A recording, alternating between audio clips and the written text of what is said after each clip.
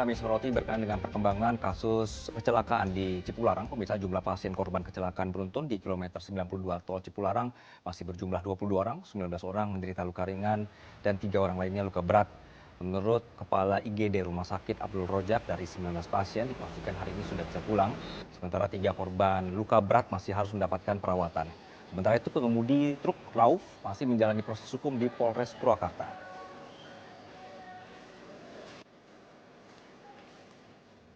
Anggota TNI yang turut menjadi korban dalam kecelakaan beruntun kondisinya stabil. Ketiga korban dari TNI yakni Kolonel Iga Karalingga, Letnan Kolonel Sutrisno, dan Prada Setio.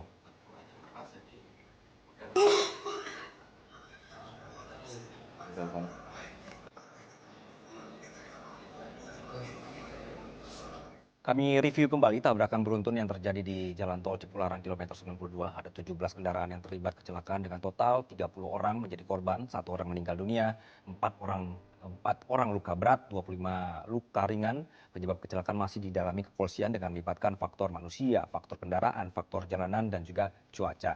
Kakor Lantas Polri Irjen Pol Aan Suhanan menjelaskan ada dugaan penyebab tabrakan ini karena truk gagal melakukan pengereman. Saat dicek persneling ada di gigi 4, artinya dengan turunan di lokasi kejadian, pengemudi ini tidak menggunakan engine brake secara maksimal. Kemudian rem ini juga diduga blong. Yang kemudian publik langsung ramai berkomentar bahwa si supirlah yang salah, jalanannya lah yang salah, atau pengawasan kendaraan besarlah yang dipermasalahkan. Sambil menunggu hasil penyelidikan polisi lebih lanjut, kita coba melihat dari fakta temuan yang ada ya pemirsa. Kenapa bisa dalam kasus ini truk menggunakan gigi tinggi? Apakah salah juga? Jangan-jangan kita juga sering melakukannya. Menggunakan persneling tinggi di 4 artinya termasuk tinggi pemirsa, sehingga engine brake ini tidak maksimal. Service brake atau bahasa kitanya adalah rem kaki, ini dipaksa kerja lebih keras dan menyebabkan rem panas dan terjadi kegagalan fungsi pengereman atau brake fading. Dengan gigi tinggi, kecepatan bertambah pasti refleks main rem. Kalau masih rem tromol akan ada panas. Kalau pakai rem angin ini akan habis dan ketika sudah jalan menurun mau pindah ke transisi rendah juga akan sulit. Ada pandangan bahwa kenapa truk-truk ini memanfaatkan gigi tinggi di jalan menurun. Karena menganggap agar konsumsi BBM lebih irit sehingga mereka bisa berhemat. Dan juga supaya mesin tidak RPM tinggi dan tidak panas. Oleh karena itu, kasus ini juga menjadi pengingat kita agar ketika berkendara wajib menggunakan gigi rendah saat berada di jalan turunan.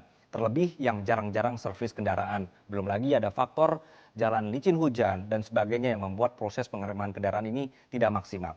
Dalam kasus kemarin, polisi sudah melakukan olah tempat kejadian perkara dengan metode Traffic Accident Analysis atau TAA. Hasil ini akan disinkronkan dengan instansi lain seperti di SUB dan juga agen pemegang merek untuk bisa melihat kondisi kendaraannya seperti apa.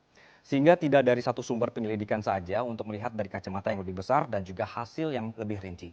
Kabid Humas Polda Jabar, Kombes Jus Abraham Abbas menyebut penyidik juga akan meminta keterangan saksi seperti para korban, kemudian pengemudi mobil lain atau orang yang menyaksikan dan mengetahui kecelakaan ini. Kemudian juga rekaman-rekaman CCTV dan kamera dashboard atau dashcam ini juga akan dicek dan diperiksa. Jadi mari kita tunggu pemirsa, harapannya nanti hasil penyelidikan diungkap, keberlanjutan pengawasan kendaraan juga tetap harus jalan. Jangan harus ada kecelakaan lagi baru kemudian bertindak, dan juga bagi pengendara harus begitu juga, harus waspada. Jangan harus ada kecelakaan dulu baru sadar, tapi harus waspada dan berkendara aman setiap saat. Jelajahi cara baru mendapatkan informasi. Download Metro TV Extend sekarang.